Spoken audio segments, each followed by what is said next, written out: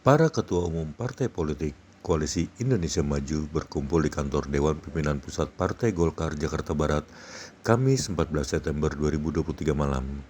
Dalam pertemuan ini hadir Ketua Umum Partai Golkar Airlangga Hartarto, Ketua Umum Partai Amanat Nasional Zulkifli Hasan, Ketua Umum Partai Bulan Bintang Yusril Issa Mahendra, dan Ketua Umum Partai Gelora Anies Mata. Gerindra dan keempat partai tergabung dalam Koalisi Indonesia Maju mendukung pencalonan Prabowo sebagai Presiden Pemilu 2024. Bakal calon Presiden Prabowo Subianto membeberkan pembahasan bersama Koalisi Indonesia Maju.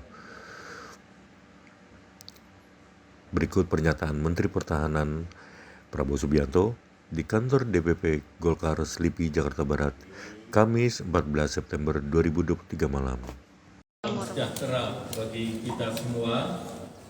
Pada malam hari ini ada pertemuan silaturahmi dengan partai-partai Koalisi Indonesia Maju yang dihadiri oleh Ketua Umum Gerindra, calon Presiden dari Koalisi Indonesia Maju, Pak Prabowo Subianto.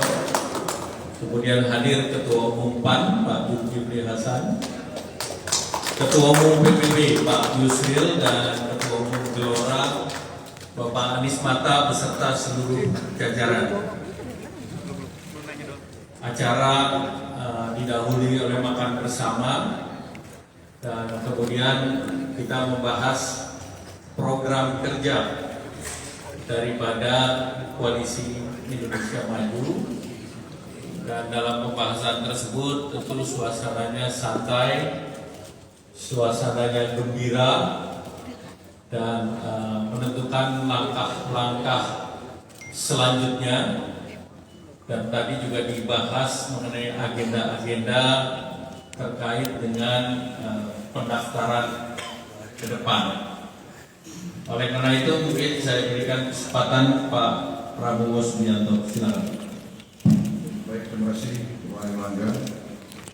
Saudara-saudara sekalian dari media, saudara sekalian dimanapun berada, jadi benar kita berkumpul pimpinan Koalisi Indonesia Maju dan kita brainstorming. Tadi sudah dibahas beberapa langkah yang akan kita tempuh. Juga saya tawarkan suatu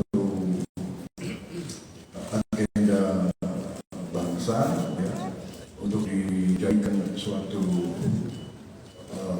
acuan landasan untuk dibahas, dan nanti masing-masing partai akan mengirim pakar-pakarnya, ya, tim pakar untuk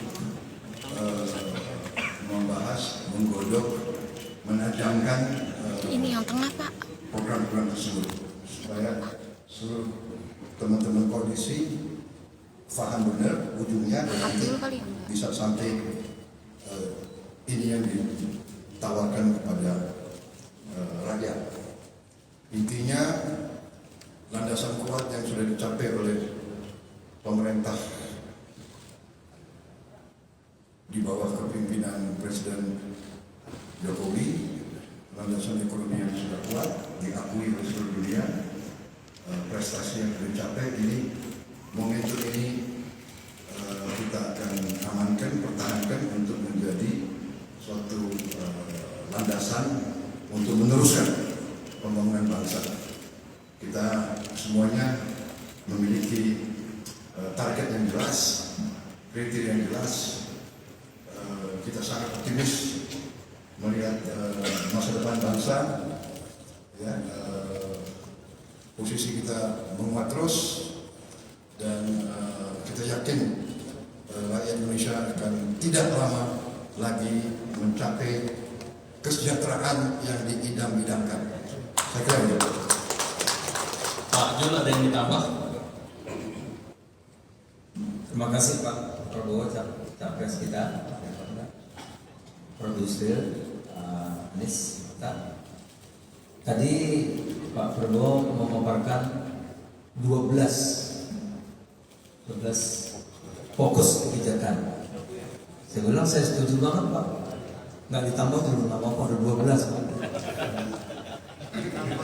Tuh, teman-teman senang semua. 12 tambah boleh, nggak tambah juga kami salah. Ini kebetulan angkanya 12 pas. Jadi saya langsung setuju. Kok Pak Prabowo tahu gitu. Habis itu Pak Erlangga tadi usulkan, tapi ini belum final. Masa depan bersama kita. Masa depan. Terus sama kita harus setuju Pak. Saya akan tambah lagi. Jadi dua. Ada jadi insya Allah paling kurang tadi poin penting 5 tahun saja ya kemiskinan habis selesai sama dan 2045 dasar pokok untuk di negara maju 5 tahun Pak Prabowo tadi sudah bisa meletakkan dasarnya. Saya kira itu dari saya. Terima kasih.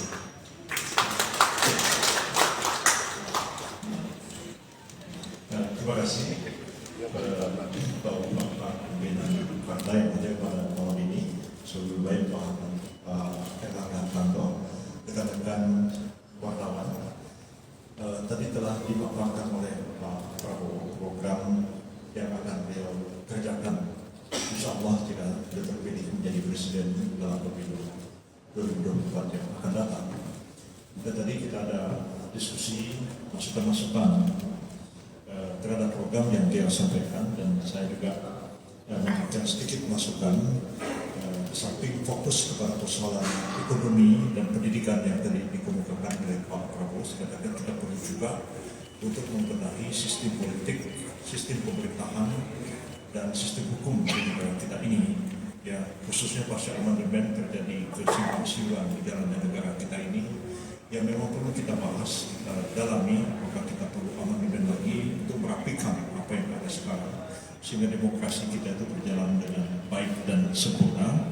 Dan perlu juga kita menciptakan stabilitas politik di dalam negeri, karena mustahil kita akan dapat melaksanakan pembangunan ekonomi untuk mensejahterakan rakyat kalau kondisi politik dalam negeri kita berantakan. Karena tadi saya juga spesifik menyinggung bagaimana kita harus memberikan prioritas untuk menyelesaikan permasalahan yang ada di Papua yang sedang berkembang sebagai isu HAM dan kemudian dimanfaatkan oleh kekuatan-kekuatan internasional untuk memecah belah bangsa kita seperti yang terjadi pada tahun 1948 yang lalu. Terakhir saya juga menyampaikan bahwa perlu sekali kita melakukan pembangunan di bidang hukum untuk menjamin adanya kepastian hukum di negara kita ini. Sekarang ini kita lihat dalam semua aspek kepastian hukum tidak ada, maka investasi kita sulit berkembang lebih cepat oleh karena dianggap tidak ada kepastian hukum di negara kita. Karena itu saya menyambut baik apa yang disampaikan oleh Pak Prabowo. Partai dipersilakan untuk mengirimkan pakar-pakarnya, ahli-ahlinya untuk mempertajam dan memperluas apa yang telah dilakukan sebagai program kerja yang akan dilaksanakan. Terima kasih dan semua pembahasan itu solid, tenang, santai. Mudah-mudahan memang ini koalisi ini santai, ya, tidak pernah dulu tegang-tegang, kita ketawa dengan persahabatan bagi Pak Sohibul baik kita, Pak Erlangga ini juga memang orangnya santai, membuat suasana kita menjadi enak. Terima kasih.